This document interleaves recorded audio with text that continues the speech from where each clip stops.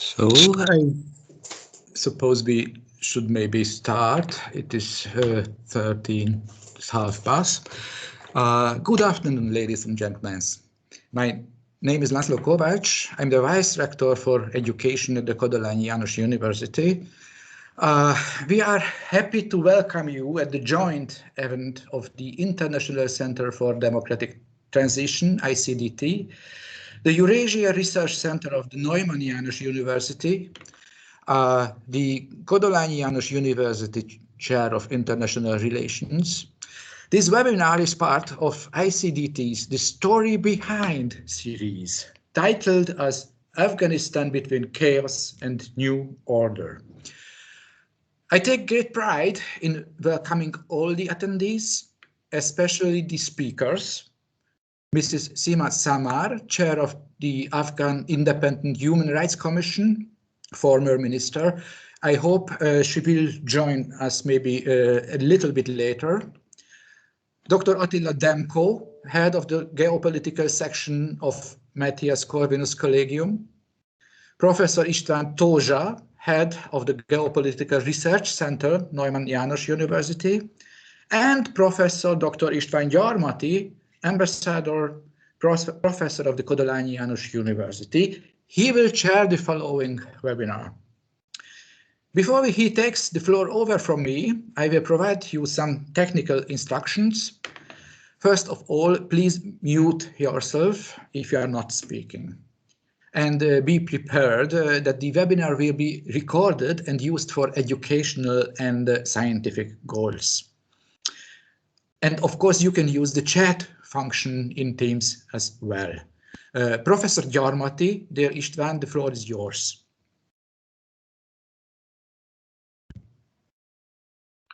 Thank you very much, and good afternoon, ladies and gentlemen. Very happy to join this meeting and chair it. I have the information from Mrs. Sima Samar that she is in Houston now, so she is a little early, but even for that she was not able to deny participation in another meeting. So which will end a little later, but she will join us exactly as soon as that meeting ends. And I've known her for 20 years, so I can take her words for granted that she will. I will introduce her when she joins.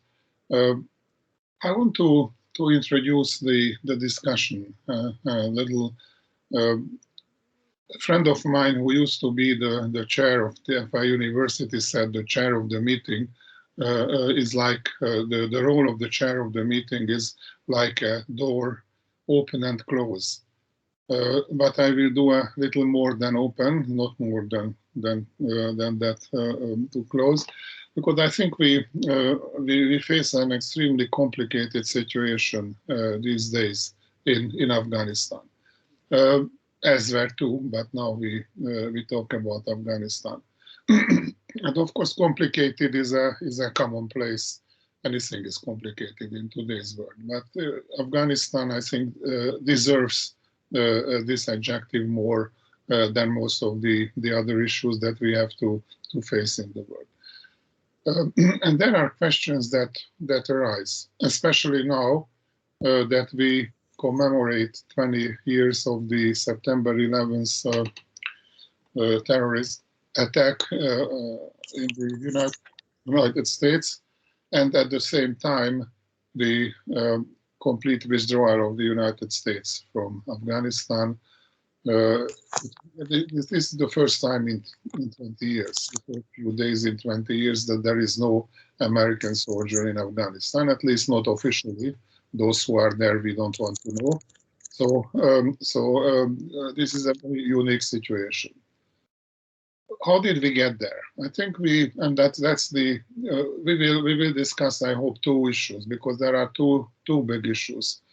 How did we get there? Why did we stay so long? What did we want to achieve? And what did we not achieve?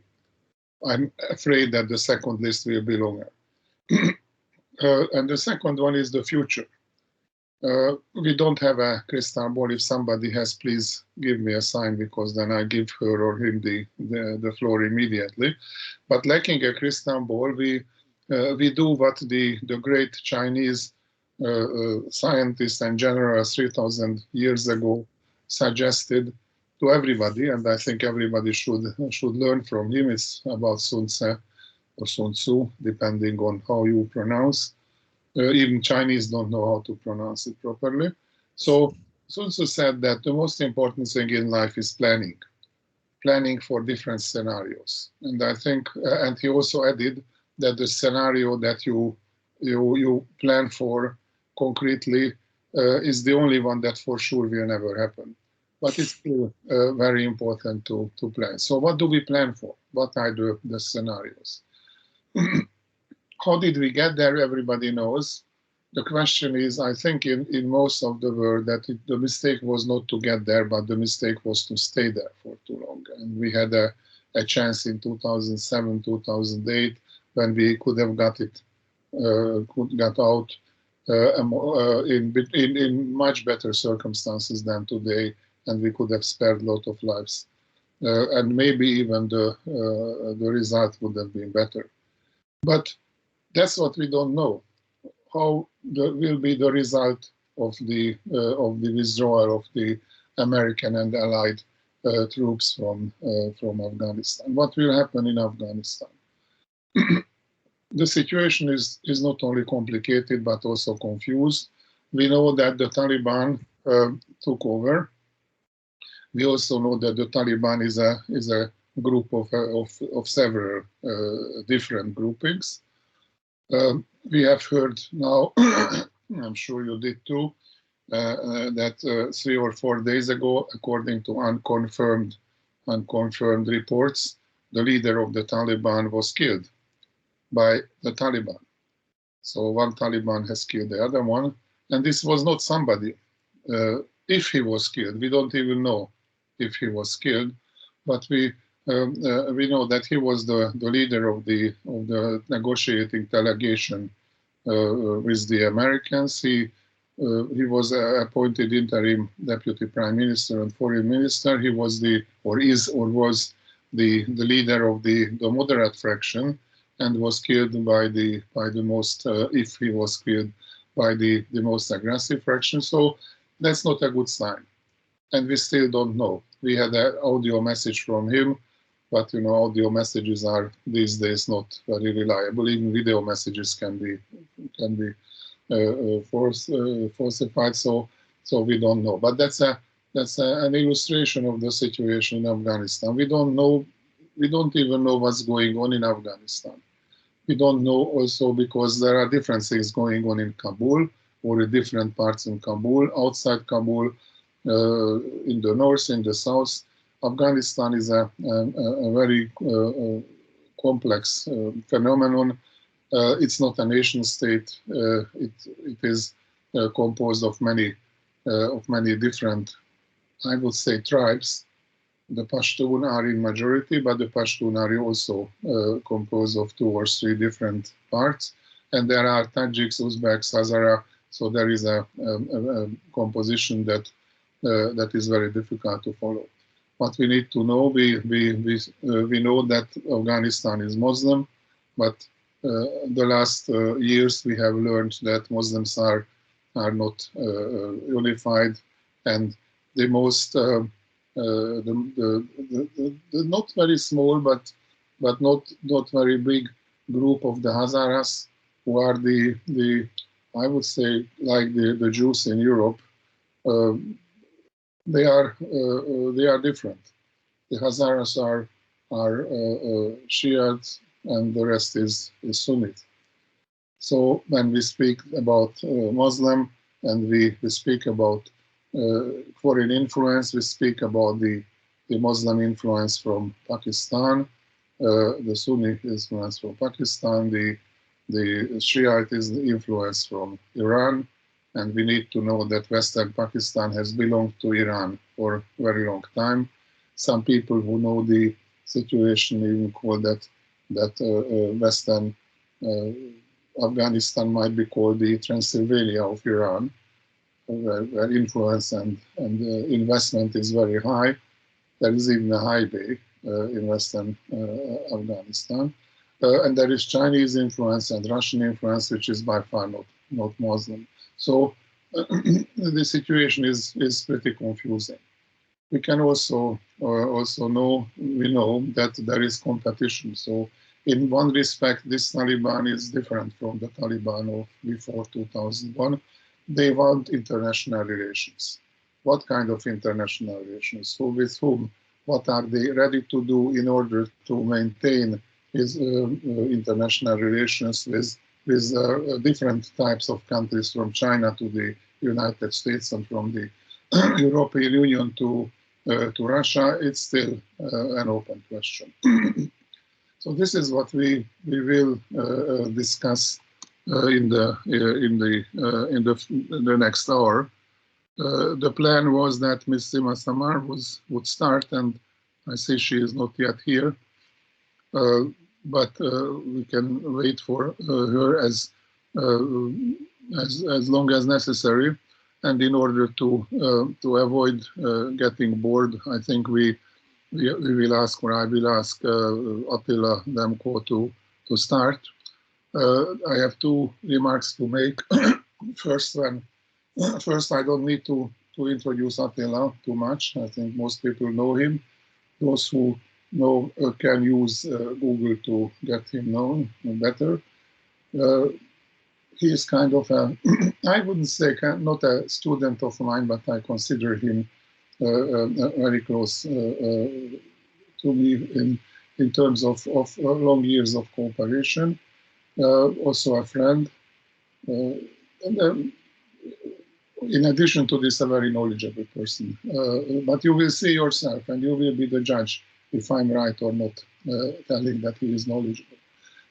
I have a small remark. If and when Ms. Samar joins, Attila, I will interrupt you, welcome her, not just out of courtesy, but also that she would realize that she is in, that we see her, and I will tell her that she will be on the line when we finish.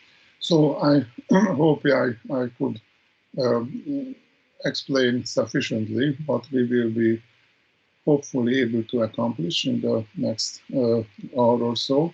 And I ask then Attila to start. Please, Attila, the floor is yours.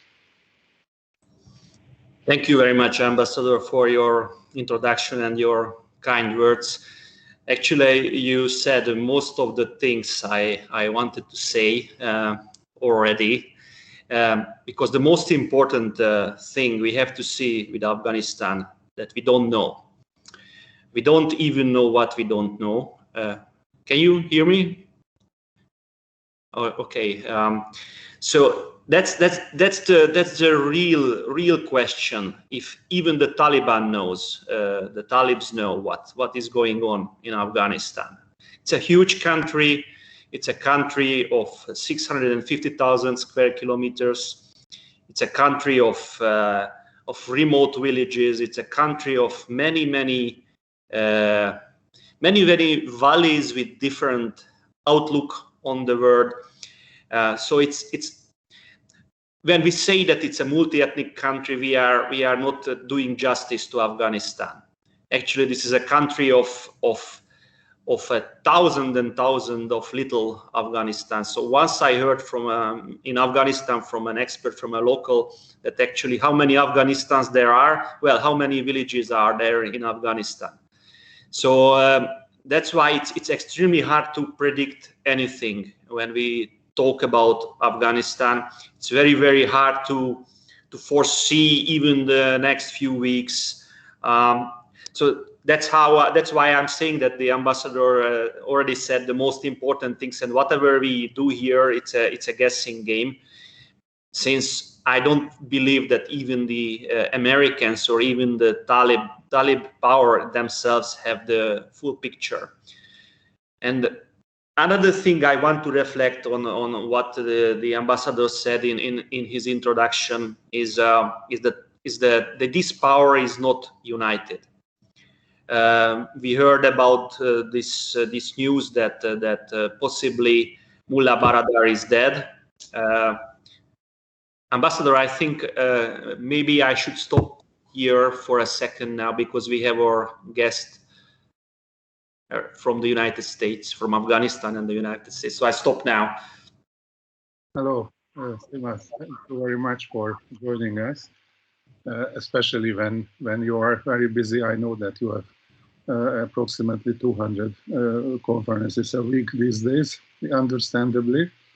I am very happy personally, and I think I speak for everybody, that you are safe, at least in the United States, where you are for the time being. What will happen, we don't know. So if you could then join us and start, Attila will be, I think, happy to let you speak first. So can I ask you to give your views on the past, but especially on the future of Afghanistan? Well, good afternoon to everyone, and thank you very much. Do you hear me? Yes, yes, we do. Okay. Thank you very much. I'm sorry that I was in another webinar, so I had to speak and get out of that one and join you. I'm sorry for the inconvenience. Should I start talking about the current situation in Afghanistan? We in Afghanistan actually face 3 crises currently. The first crisis is a political crisis, as you all know. It's almost a month that the Taliban took over. And I think for this failure that we are watching is a collective failure. It's not only the failure of Afghan government and Afghan people, but it's the failure of international community. I'm not trying to say that the Afghan government or Afghan people did not have a problem. We had a problem, unfortunately, and that has created more or given more recognition and acknowledgement to the Taliban after the American talks with Taliban and the agreement that they signed in 2020, in February 29, 2020. So, but the government of Afghanistan was also a very, unfortunately, it was a bad governance, and it was corruption, and it was exclusive in terms of ethnicity, exclusive in terms of sharing the opinion. The whole democratic process, unfortunately, was kind of a fraud. The other thing that was very sad, that the government was not able to manage the problem that was existing in the country. If I say that the peace process was started by Trump administration in 2019, we had enough time. We had 2 years to manage it, to put it in a right direction, not only to let the Taliban to play the game or the American to play the game, because it was lack of ability or lack of management by the Afghan government not to put the peace process in the right direction. Of course, it was the American had to be blamed for a lot of things, but I have to take the blame on the Afghan government as well. And it was mainly a kind of a self-centered personality with 2-3 people around him. And interestingly, it was 2 young men who was the most trusted by the president, and none of them been grown up in Afghanistan. So they were coming from Europe and the US and holding everything for themselves. So the other problem was that we never, or the president and government never tried or able to unite the people on the opposition to the Taliban. And that is, I think, one of the problems, that we could not really give possibility or use the power of anti-Taliban properly. So the lack of unity among the Afghans, non-Taliban Afghans, were one of the weaknesses, and he was really trying to hold everything on his end rather than sharing the power with others. Like, for example, the negotiation team was in Doha, but they did not have the power to negotiate. They were whatever they were doing, and then they were getting a different direction by the president, which was not the right way. The other side is, of course, the Taliban. I think with the American peace process, the Taliban were emboldened, and they thought that they are the winner of the game. And in that particular situation, actually, even the Taliban did not know that they will take over the Afghan government so quickly. So the government itself collapsed much quicker than we were thinking. I'll just give you an example, personal example. I came here to the US on 25th of June to see my children because I was not able to travel to see my family and to see them, and because of COVID. So as I didn't have a special position or a job in Afghanistan, so I was able to do whatever I was doing, the activities from here. So I was supposed to go back on 10th of August. And until 10th of August, 3 days before that, I had an interview with magazine in Belgium, and I said, no, the government will not collapse. Because we were thinking that the army, the police, people sacrificed a lot. I mean, a lot of army and police was killed in Kandahar, in Helmand, and Herat, and pushed the Taliban back. And suddenly everything is gone. So must be some kind of a deal behind the curtain. I don't know exactly. The other point that I would like to mention with the support of Taliban, the clear interference of our neighboring country in support to the Taliban. It is very clear, so we don't need to insist on it, but everybody is watching. Nobody is taking action against them. They hardly speak about that, but then it was not really taking a strong action to pressurize that country.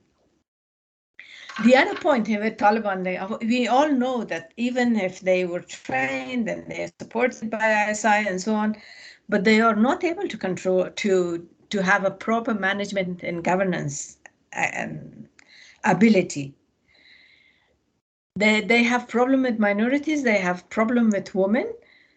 In fact, the problem that they have, they face problem with the majority of the people, with the Hazaras, with the Shias. So it is a problem. The second crisis that we have, of course, because of Corona, because of pandemic has impacted all over the world, but particularly in countries like Afghanistan. The system was not really perfectly in place in order to be able to support people, or if we speak about the vaccination of the people, or taking the measures to wear masks or the social distancing. You saw, I mean, I don't have to explain, you saw the scene at the airport or and other places, particularly for the people who are displaced. So it is really problematic, and it takes a lot of life in Afghanistan, unfortunately. Increase the job opportunity, lack of job opportunity. I mean, people lost their daily wages and work. With the current situation, of course, there is no job opportunity. There is no construction going on, even for the daily labor. So it caused a lot of poverty. And then it is, of course, increased the violence against women. I mean, women are hated by Taliban, and then they hated at home by the male member of the family. The hospitals and basic social services, such as health services in the country, is almost collapsed because they are running out of resources in order to handle the problem. The third crisis, I would say that it's a humanitarian crisis that we face today, and also because of the drought. Already we had a lot of people who were displaced, but because of fear of the cut between the different warring faction, or because of the lack of trust on Taliban administration, they're moving from one place and another place. They don't know what to do. I mean, if you look at the border close to Iran and Pakistan, and also in the northern Uzbekistan and Tajikistan, it's really a humanitarian disaster. So in fact, we don't know how many people are really displaced. Whatever number or data was given by the IOM or other organization, I think it's not an actual data, but it is some kind of a guess, because most of the people are displaced without being registered. So all these problems have more negative impact on women than men.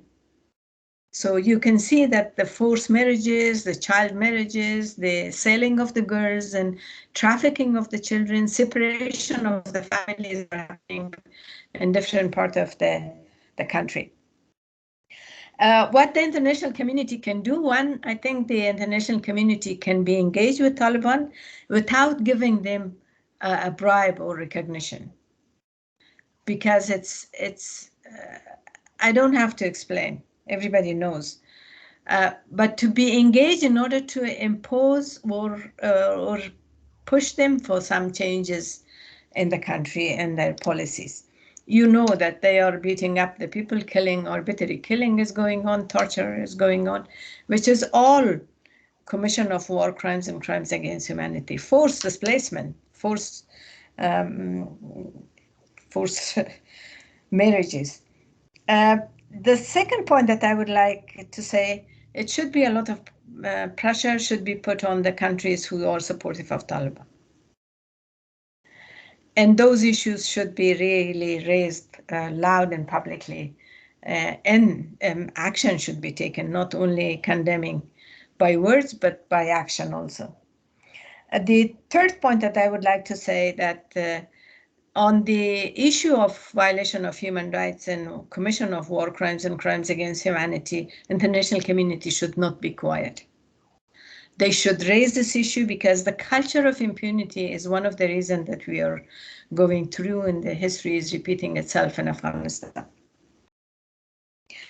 The fourth point, all the humanitarian support should go to the people through the NGOs, and mainly local NGOs, because they know where to go, but with a clear monitoring mechanism to reduce the corruption and misuse of the support. And it should not be discriminatory. It should be equally distributed between the vulnerable people and a vulnerable group of IDPs or people who are in need. Fifth, I think the international aid should be conditioned to human rights and women's rights, because you cannot really just pay and make them rich, but then there's no condition on human rights. And I have to say, the excuse that human rights and women's rights is a Western value, it's not a Western value, it's a human value. And that is, we have responsibility to keep the universality of human rights values. That should be clearly should be told to them. And then finally, I would say that the whatever problem that we have in Afghanistan, as the history showed, it will not stay in our boundary. It will reach everybody. And I think, looking at the situation right now, everybody will pay heavier price for what is happening in Afghanistan. We like it or not, this is the reality, and we have to learn from the mistakes that we have done in the past in order to stopping the repetition of what has happened in the world. And then finally, the culture of impunity for international crimes should be stopped. And I stop here and thank you very much for giving me the opportunity. Once again, I'm sorry that I was late. I hope it's useful. Although I try not to, because of my family is still in Afghanistan, so I'm not really doing any interviews, but I do participate in these Zooms, and I hope it is not very much public to harm my colleagues and my family over there. And thank you again.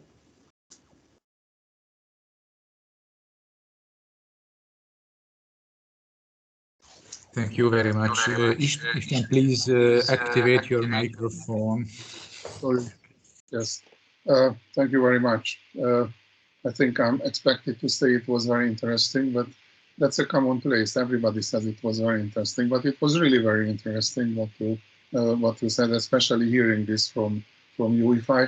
If I may, I would have one more question. If you would be accepting a question from me, because there is much talk in the international community about the future of the Taliban. That some people suggest that it will be a Taliban light, that with international aid and pressure we can moderate the Taliban regime. What do you think? Is it a real option, or is it just dreams?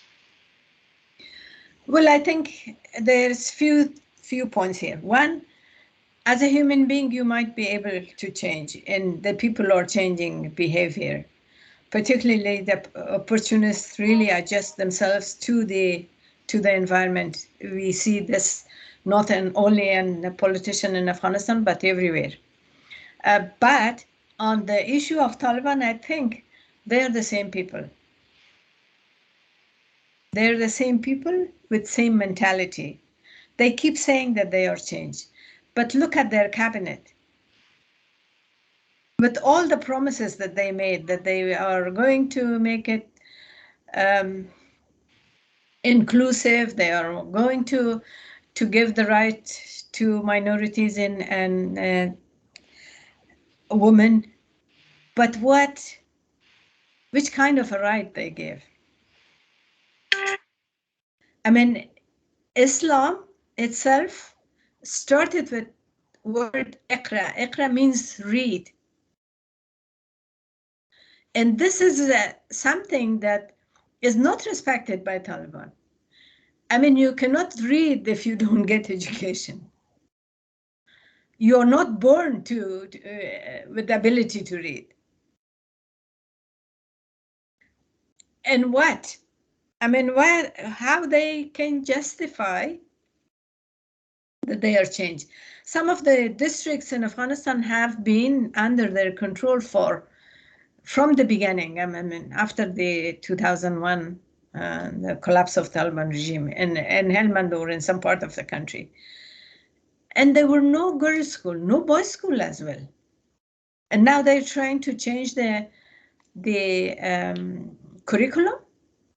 The Minister of Higher Education said that we do not need these degrees, master degrees or PhDs. What is running this country is the madrasas. So this is public statement. So these are people who are not changed, and we should not rush and try to wash their face as the Pakistanis does, that they are changed, they're moderate Taliban. It's like good terrorists and bad terrorists. Terrorist is terrorist, so there's no good and bad between it. I mean, that's why they have that name, terrorist. So that's why I think we have to be cautious, we have to be careful. It doesn't mean, again, that the people of Afghanistan should punish because of their bad leadership, because of their corrupt leadership. The people deserve to live with dignity and have the right to be free from fear in one's.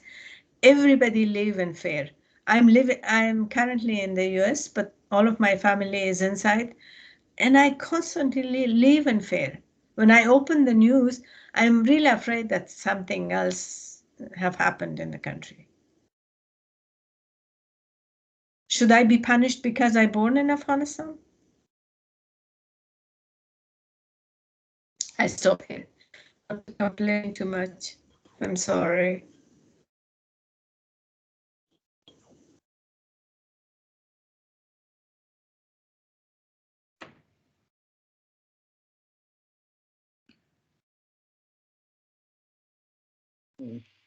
I hope you can, thank you very much. I hope you can stay with us for a little more time.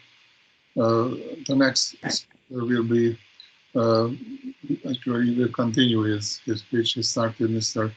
Temko Attila. I don't want to introduce him too much to you. Just take my word, he is very good. So, Attila, please. Thank you very much for the floor, Ambassador, and thank you, Minister, for your speech. I think it's not only interesting; it's unfortunately very depressing to hear the news from Afghanistan and see what happened. And of course, it was a real shock to all of us.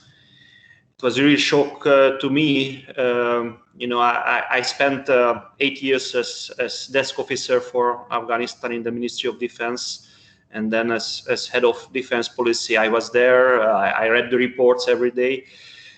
We had a fear, to be very honest, that this government will not stay for very long in Hungary. Our troops were training Afghan troops who were really brave and excellent, but unfortunately the officers many times were officers who were close to somebody or just bought their job.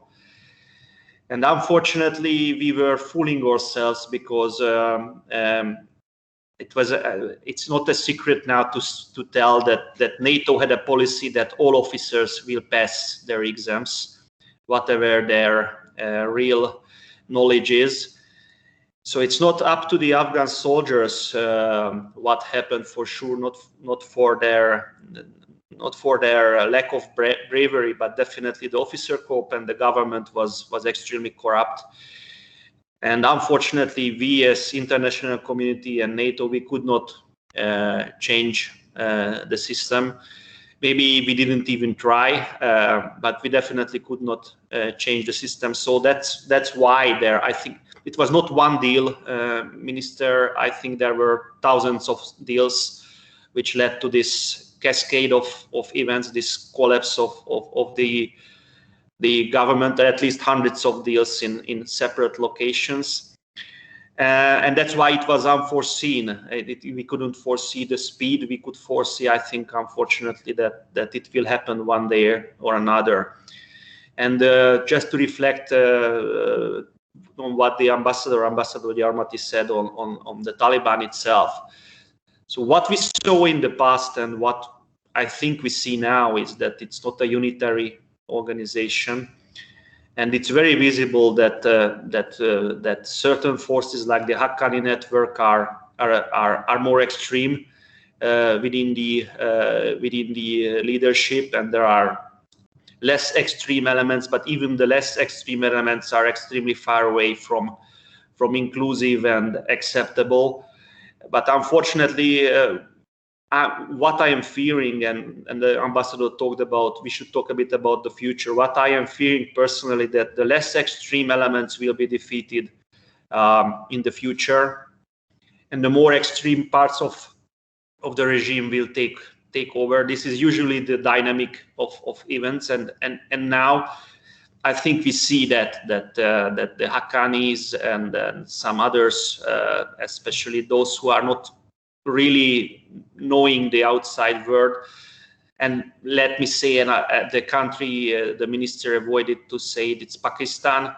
Their role is not necessarily positive, but I would rather say it's a very negative role Pakistan or some forces in Pakistan are playing in Afghanistan. We have seen it now in the Panjshir Valley, that Pakistanis were most certainly playing part in the attack on the free province of the last free province of Afghanistan.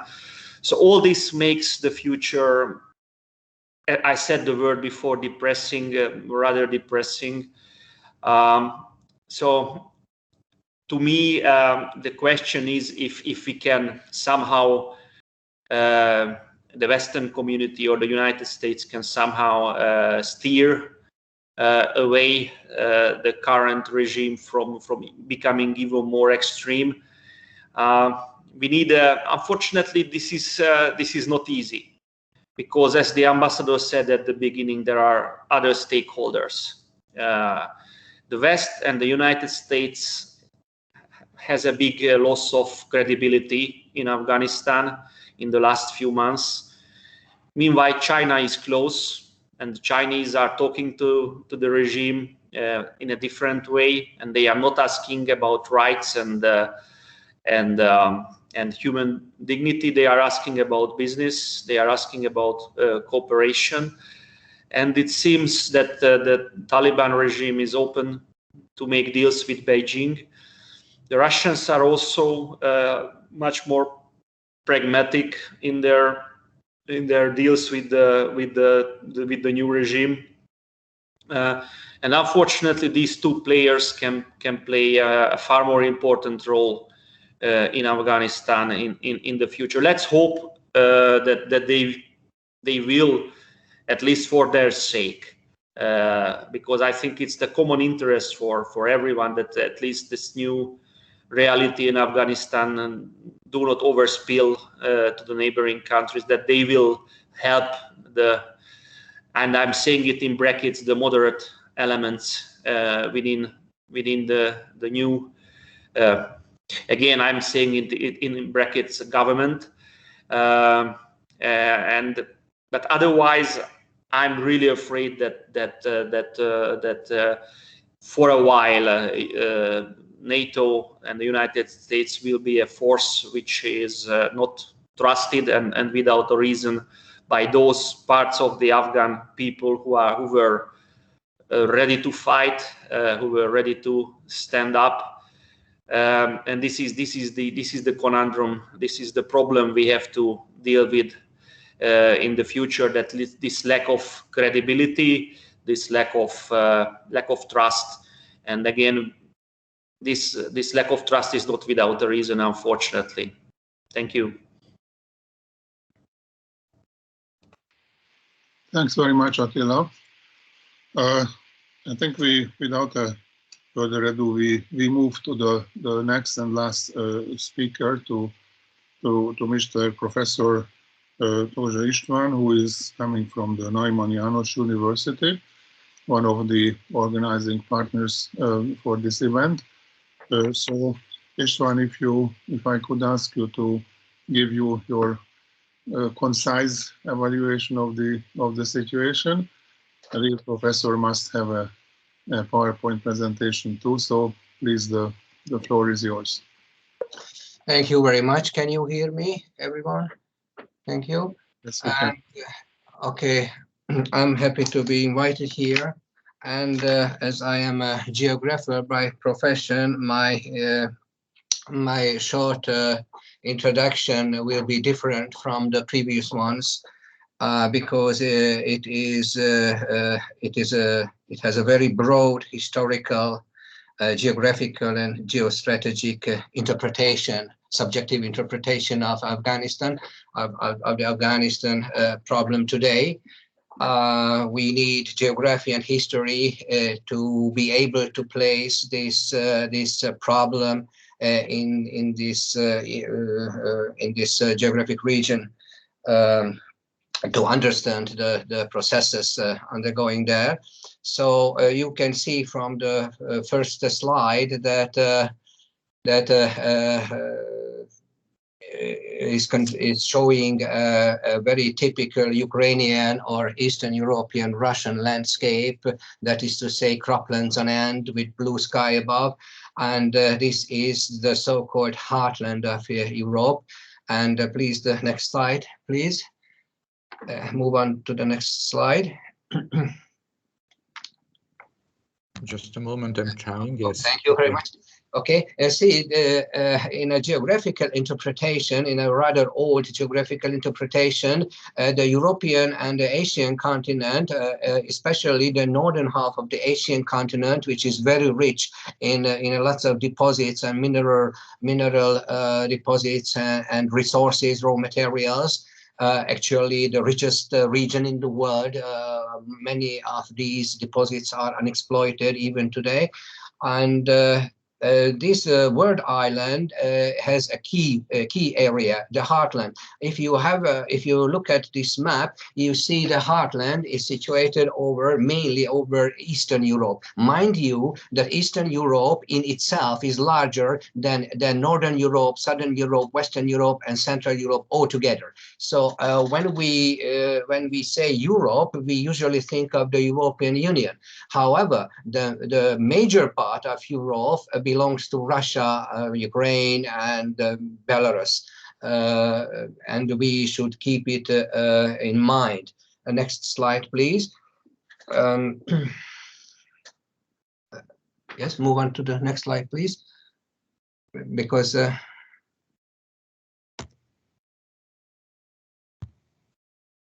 yes, please. Okay, now this word island area was the first interpreted by Sir Halford John Mackinder, a geographer who who died in the last century, and this is called the Mackinder theory in historical geography and in geopolicy. You see that this area engulfs the central part of the Euro-Asian continent. Next slide, please. Please move on. I think it takes some time. Okay, I'm sorry. Sorry, because the projection is made from the university, but not from here. And so the essence, the very brief essence of the Mackinder theory is that who rules East Europe commands the heartland. Who rules the heartland commands the word island, and who rules the word island commands the whole world. This is a very ancient, let us see, about a 100-year-long theory. Next slide, please. Today, the heartland is under Russian control for the previous centuries, almost for more than 1,000 years. The Eastern European regions. Next, please.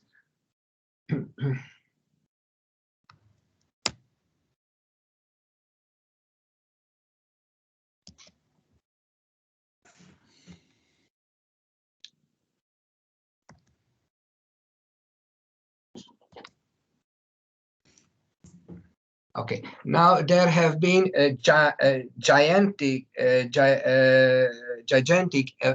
attempts to gain power over the heartland as a key area of the world island. These first steps were performed by rulers and great warlords without, of course, knowing anything about the structure of the world.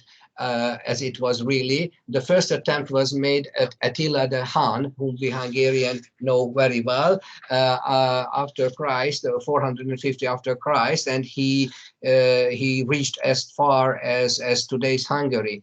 And from this part, he attacked the Roman Empire and almost occupied Rome. The other attempt was made several hundreds of years later by Genghis Khan, the Mongolian ruler, who tried to unite the whole northern half of the Euro-Asian continent, and his grandchildren, Batu Khan, for example, occupied or conquered for 2 years even Hungary and some Central European areas, and Mongolians stayed in the heartland and Eastern European play for centuries after that.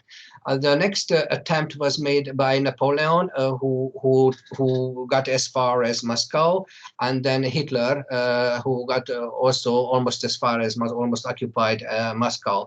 And all these 4 gigantic attempts were carried out in order to gain power over the heartland, and via the heartland to gain power over the world island. In order to gain a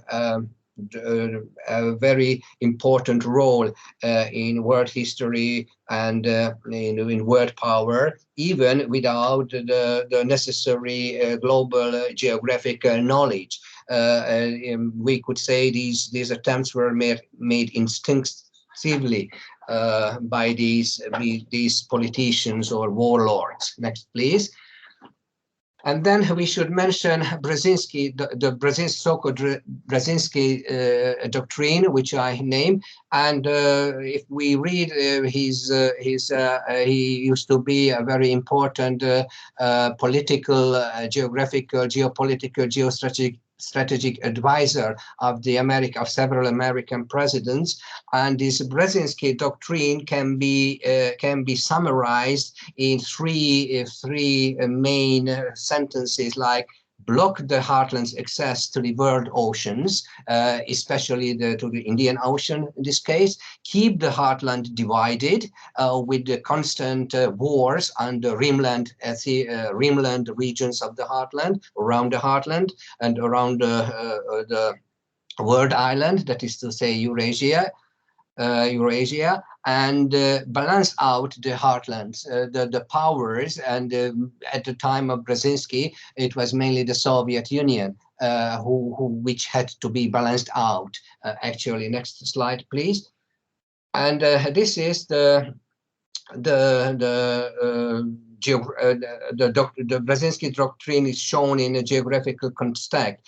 For example, to block the access to the world oceans, the Japan and England on the 2 edges of the world island. One of them is blocking the access to the Pacific Ocean. The other is blocking the access to the Atlantic Ocean.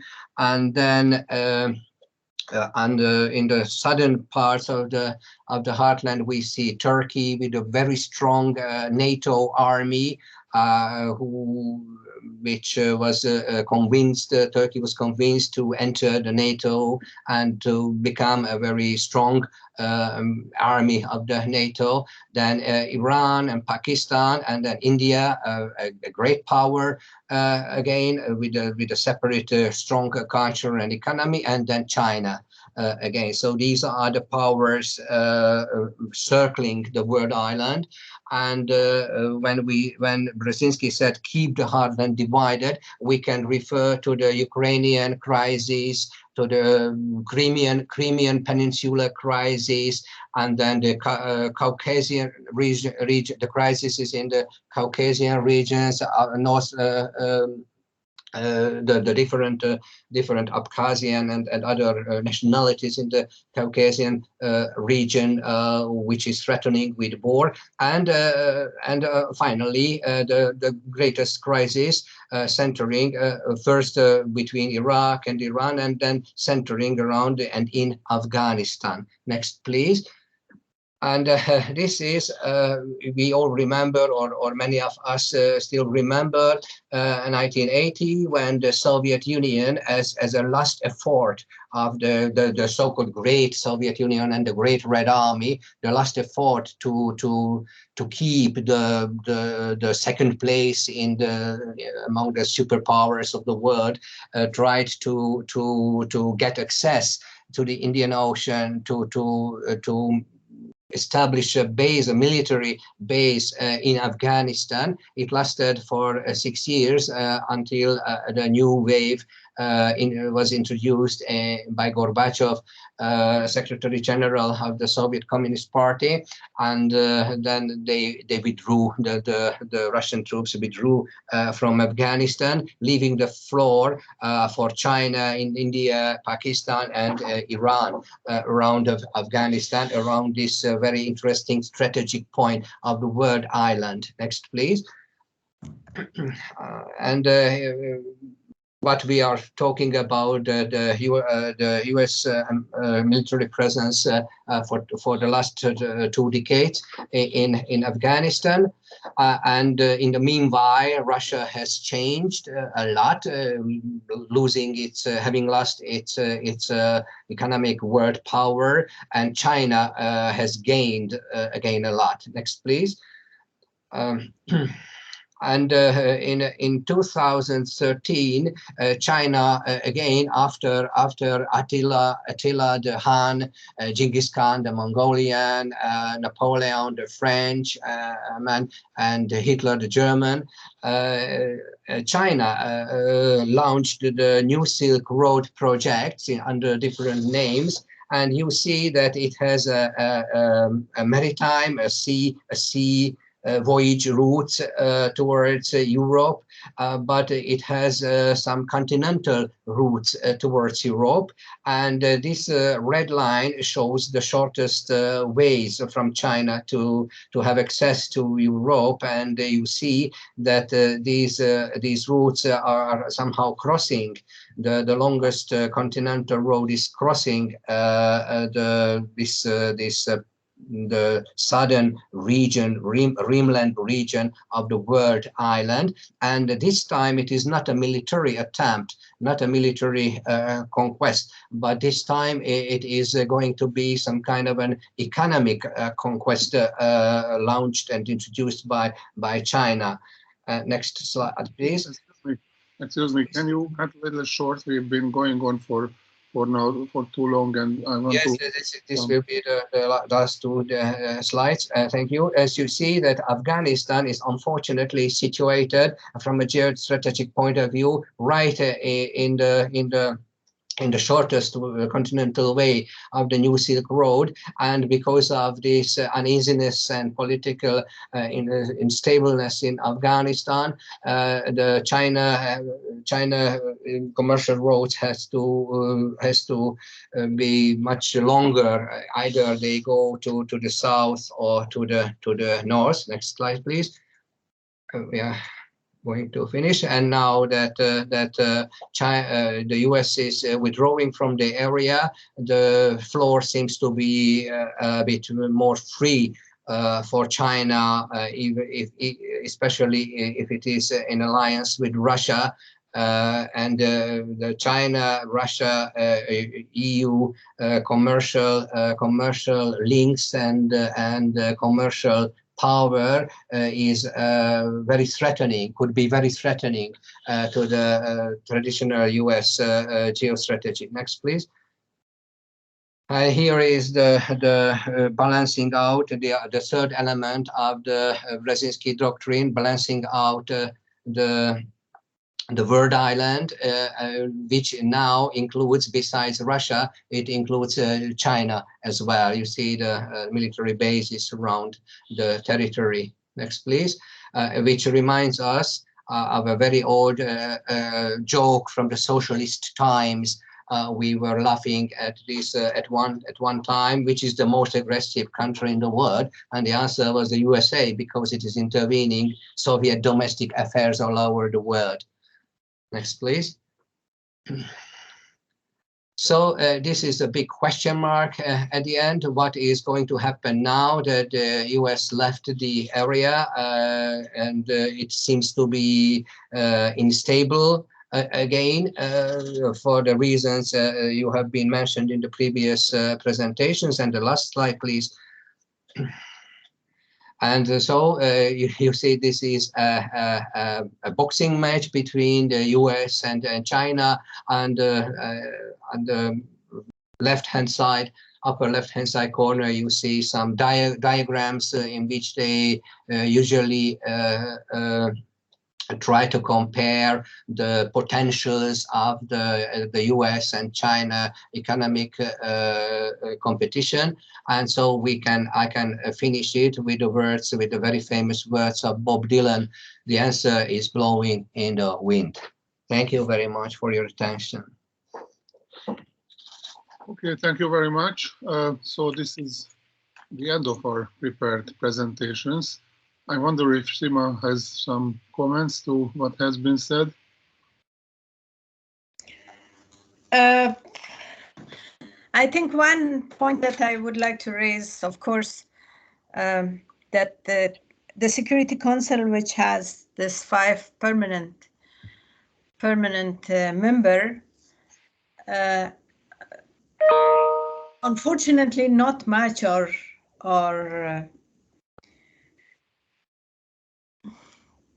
agreed in relation to a lot of issues because of the political and financial tension between these countries. If there's a vacuum, why people should not really interfere? If it's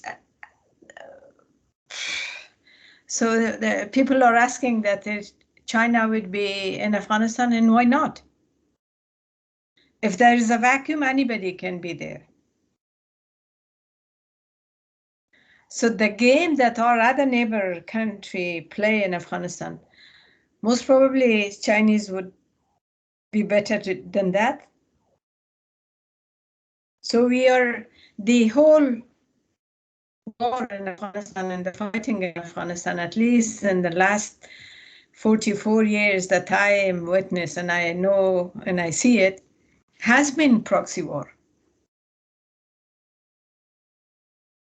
So the whole proxy war continues, and the whole establishment of these group of extremist fundamentalists was because of the invasion of USSR. Why this country should be invaded by anyone? So the continuation of Taliban is the latest version of the Mujahideen. So, and who supported Mujahideen and who funded Mujahideen to fight? Although I was also against the USSR, and I participate on the demonstration and night letters against them and against their atrocities. And I still think that the main problem or the main responsibility of the situation today in Afghanistan, not only in Afghanistan, but it is, even if it's going to be in Kyrgyzstan, Kazakhstan, Chechnya, whatever, was the invasion of the USSR in Afghanistan.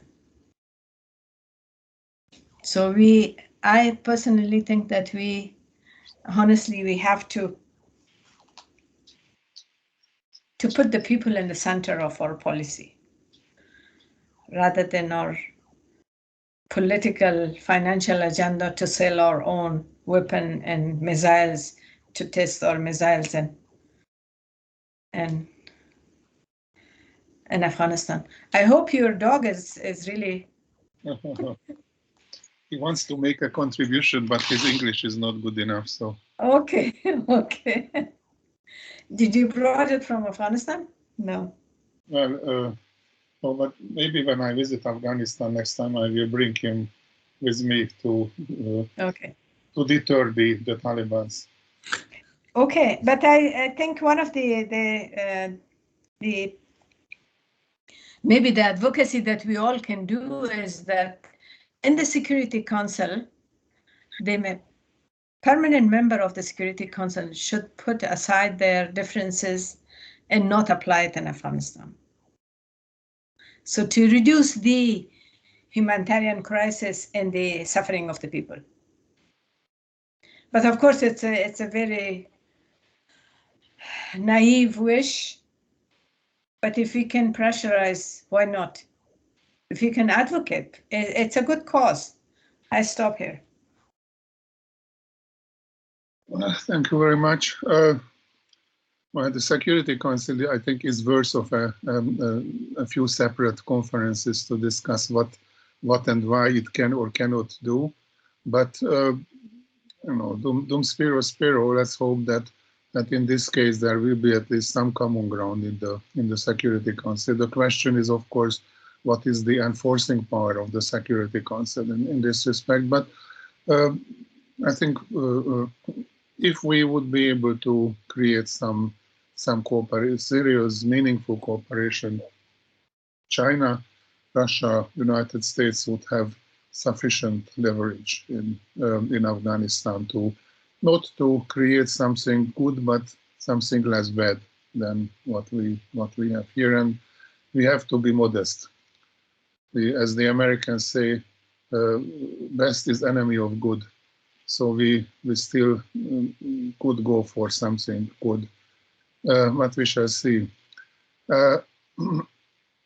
I think we are running out of time, but I think we still could have a few short questions and contributions, and I really mean short if it's at all possible. Please, if there are anybody who dares to ask a question or to make a comment. I'm not forcing anybody to do so. If not, then let me thank all of the participants for this really good meeting. We have recorded it and we will put it on different websites if possible. I hope, Sima, you don't oppose that we will show it to several people around the world, especially in Hungary. And I want to thank you very much. I think in your current situation, it was especially a great gesture for us, for me personally, that you agreed.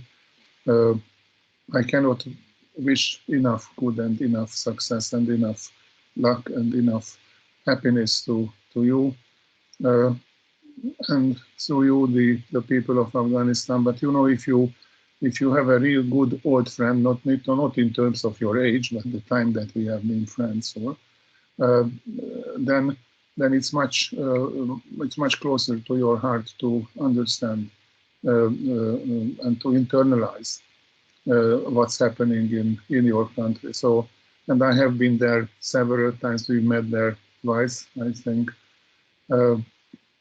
So I really have a very close connection from my heart to you and through you also to the country. It doesn't help too much, the country, unfortunately, but the more friends you have, the better. I think it's really important to keep up whatever we can do. So thank you very much. I thank all the others, the organizers and the participants that they have agreed in this nice Tuesday afternoon to spend 1.5 hours with us. Afghanistan will be on our agenda for a long time. I hope with better news from time to time. Hopefully also at some point with good news. But we will come back to it, and Sima, we stay in touch for sure. Yes. Can I say the last sentence? Absolutely.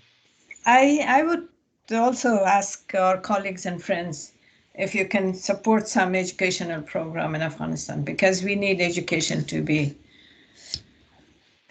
there to take out the country from the chaos. Thank you. Okay, I will talk to the universities and contact you what we could do and how it could be done. So thank you very much.